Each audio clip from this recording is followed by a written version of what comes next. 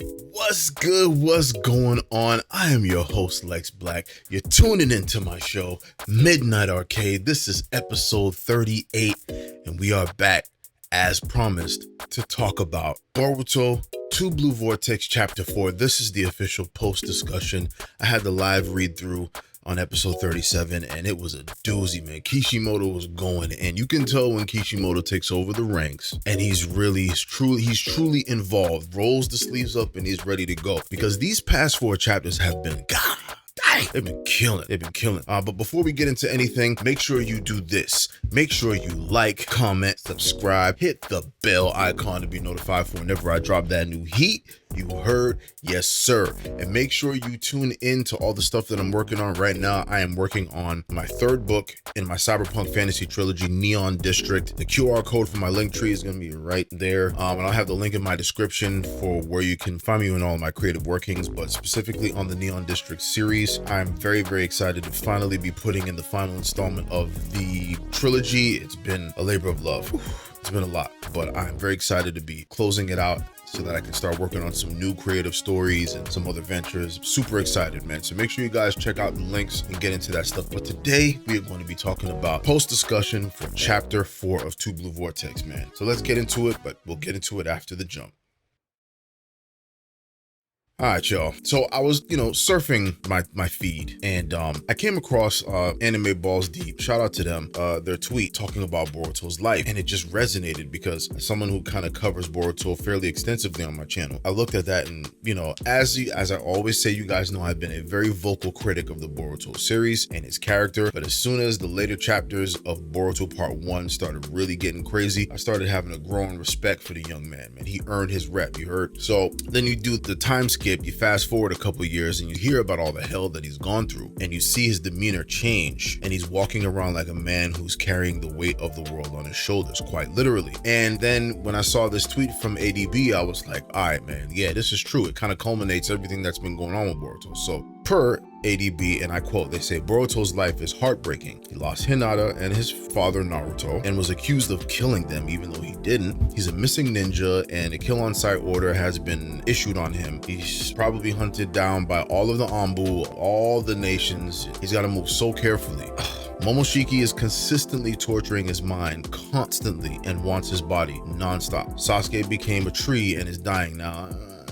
I don't know if I agree with that last part of that statement, but he became a tree. Can't see Himawari, Sarada, and the others in 3 years, and during the time skip. He's got to be stuck with that for all that time, knowing that all that he faces and all the odds that are against him. And there's no one out there that believes him. Imagine looking at the world through his point of view. No one out there believes me at all. He doesn't know that Sarada hasn't been affected by the jutsu. He doesn't know that Sumire hasn't been affected by the jutsu. But literally everyone else has been made to believe that Kawaki bitch ass is the true son of Naruto, despite the inconsistencies and the clear and glaring things that make it so that you can kind of tell that he is. But that's the Shinjutsu, so I'm not going to go into that right now. And to kind of piggyback off of my point, the last thing on the post from ADB says 99.9% of the world hates him and don't believe anything he says. It's really sad. Considering the events of the latest chapter and the gut-wrenching revelation of our beloved Sasuke Uchiha being packed up, but still alive, might I add, it's no wonder that Boruto was strictly standing on business and getting straight to it when he came back after the time skip, landing with his foot on his face. But as always, on the post-chapter release discussion, I do have some questions. So life is kind of cyclical, isn't it? Think about it. There's yet another big bad organization that serves as the single most focal point and most dire threat to the world, a la an Akatsuki, Kara. But now, I wonder what this new group will be called if they see fit. I don't know. Karatsuki or something. You guys tell me what kind of names you think will come up and let me know in the comment section. But here's the thing. I wonder, with their growing individuality for each of the 4 that have been established thus far, and their self-awareness, just how far will they stray from the initial mission of the Ten Tails, which, as we all know, is to find a way to bear chakra fruit by having one of them absorb an Otsutsuki, and you guys know the story, and yada, yada, yada, yada, yada. It's been punched down our throats this whole entire time we've been tuning in. So I really, really wonder about that. You guys let me know what you think. But that's one of the questions of mine is, how far are they going to stray from their original mission of wanting going to devour Boruto. You know, because if you think about it, if they're achieving self-awareness and they're gaining more understanding of the world around them and they become attached to their corporeal forms, right? The land of the living, right? Why would they want to willingly just sacrifice themselves just so the planet can bear fruit when they want to experience the world for themselves, however sick and twisted their vision for the world would be? It makes you kind of think like, if I had just achieved consciousness and I would start looking at my original mission, I'd be like, man, bump all that. I ain't trying to do that. I'm trying to live out here. I'm trying to live life, you know? But let's see how that unfolds. Very, very interested to see that.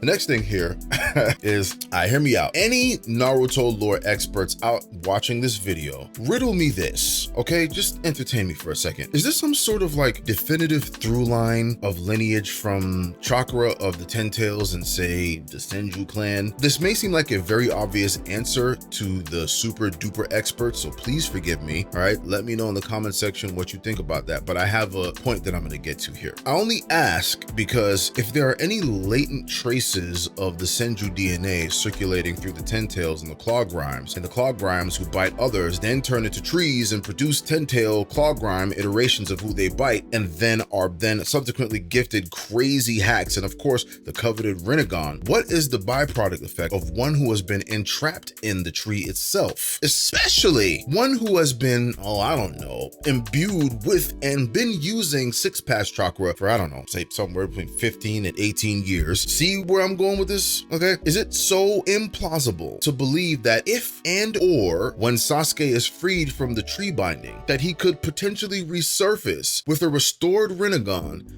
and a restored arm, or at least one of those, with the most likely being restored being the Rinnegan? You know, like I was saying, if there's any through line with the Senju DNA and the Ten Tails chakra and so on and so forth, again, correct me in the comments if I'm way off base, right? But we all know the Senju cells being like the super cells, the golden ticket in the Shinobi world in the Naruto verse. You have Senju cells, you'll be able to do basically anything. You infuse yourself with it, you get ridiculous abilities of some sort. You know what I'm saying? Naruto got a whole new friggin' arm with Senju DNA, all right? So, then Madara was able to obtain the Rinnegan because he had both Senju chakra and Uchiha chakra, right? Isn't that what it was? He was able to combine both. He needed both chakras to be able to handle the Rinnegan so that he can go to the next level in the stage of evolution with his dojutsu. Correct me in the comment section if I'm wrong, guys, but that's kind of what I'm thinking here. So if there's some sort of like lineage or through line with the chakra exchange and Senju or whatever have you, what is stopping Mr. Uchiha from having his eye restored and his arm restored? I don't think it's really that far-fetched, guys. I really don't. So that was like 15 questions in one, right? But now we're gonna jump to the next thing. So,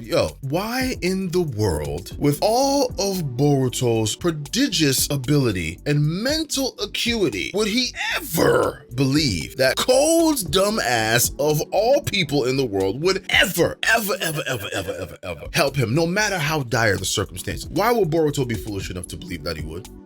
Can anybody answer that for me? I typically call Code an idiot because generally let's face it, he kind of is. But that doesn't mean he doesn't have some moments where he actually makes a wise and understandable choice. For example, it happened in the last 2 chapters, if you want to be recent, okay? Though his actions could hardly be seen as honorable, all right? On 2 occasions in 2 chapters, Code found himself on the ropes as he was getting his ass beat and the odds began mounting to his disadvantage, like when the rest of Konoha reinforcements showed up. And instead of sticking around, he used the Clawgrime to create a distraction so that he can escape, because he was like, okay, I'm, something, but all these guys here, it's better for me to just leave, right? Smart, very, very smart. And he did this pretty much the same thing this time around in chapter 4, when faced with the overpowering beings of the Shinju clones locking in on Boruto. Code dipped instead of making the admittedly stupid move of teaming up with Boruto to fight off the overwhelming enemy, especially after he just got Uzuhiko rescinded off of his body. Smart choice for him? Yes. I want you guys to understand, Code is a bozo. He is a legit bozo, but I will always give credit where credit is due. Even though his move wasn't necessarily honorable, if you think about it from his vantage point, he's looking at it like, well, Boruto isn't supposed to get devoured by these guys anyway.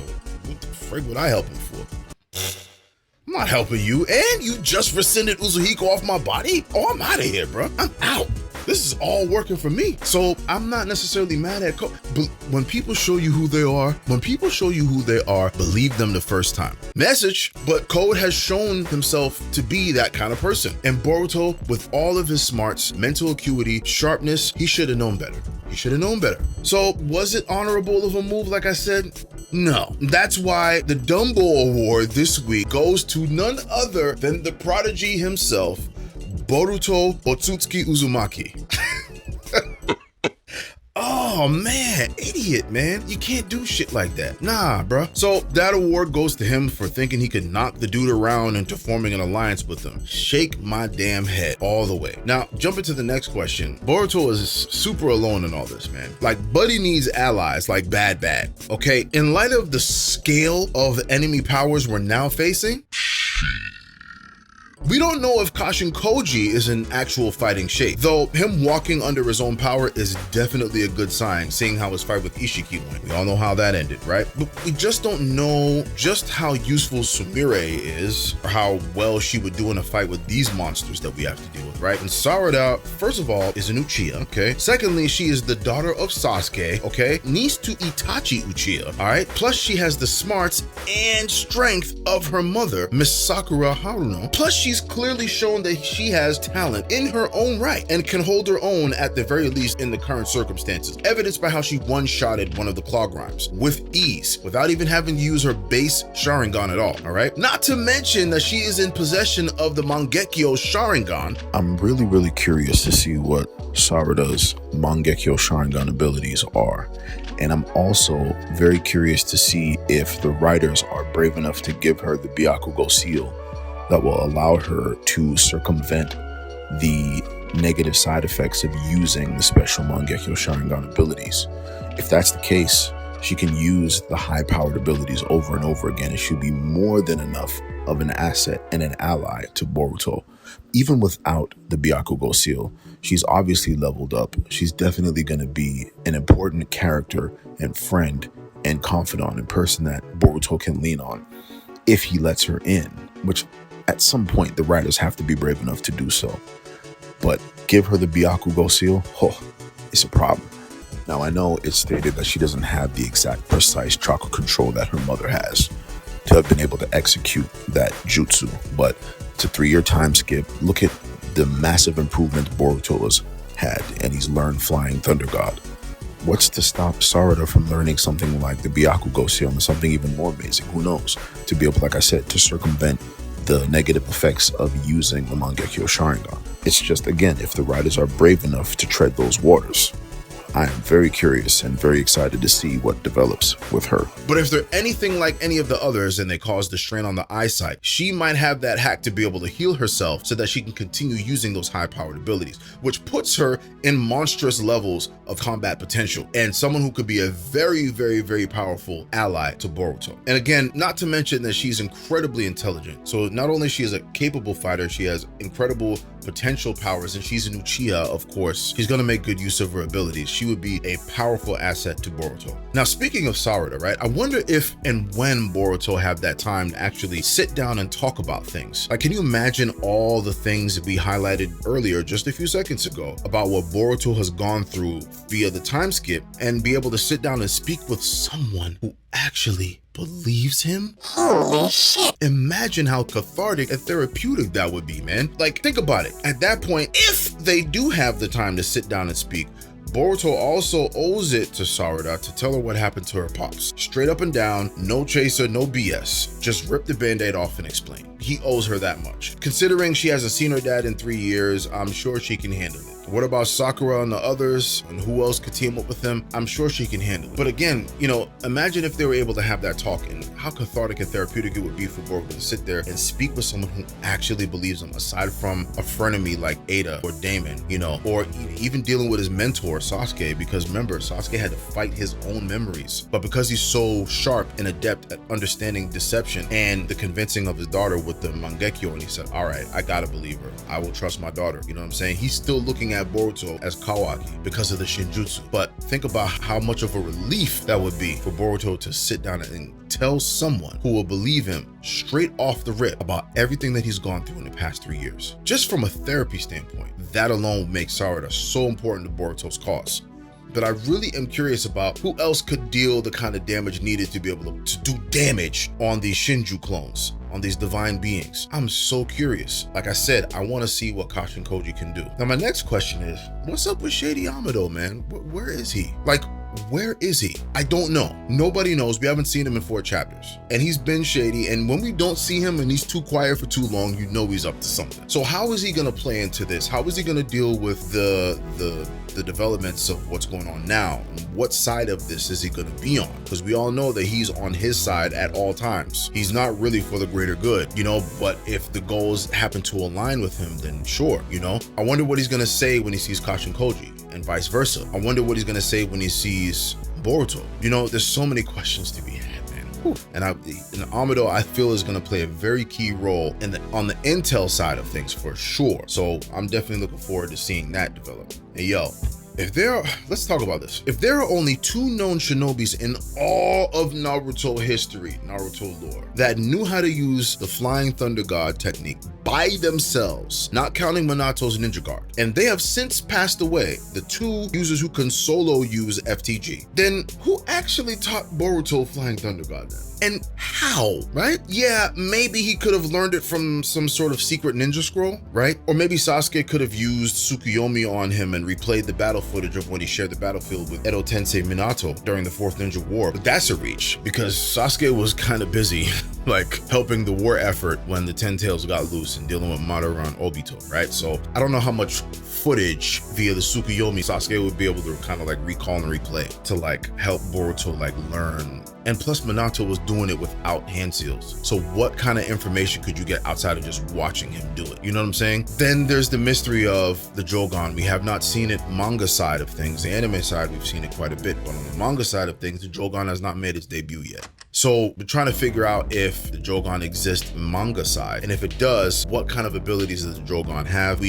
I've been paying attention to the community, and there's been a lot of theorizing and whispers that allude to the Jogan. One of its many overpowered abilities is its ability to see the future and travel to said dimension. I don't know how in depth of a participant said person, said Jogan user could be in the past events or future events or whatever events they can travel to in the different dimensions to be able to see and experience things. But if that's the case, that to me is one of the few ways that Boruto could have possibly learned the technique, and understood that his grandfather, Minato Namikaze, the God Body legend, was so ridiculous with it, because recounting is kind of hard to, like, it's one of those jutsus where it's like, you gotta be there to experience it, because it's literally like one of the fastest jutsus like in the entire universe of Naruto. So I'm very curious to see how that little tidbit is revealed to us in the coming months. Man, I wish this manga was weekly. I really do. It would just solve so many issues, so we wouldn't have to wait month to month to month, right? But there's a million other questions to be had. You know, I wonder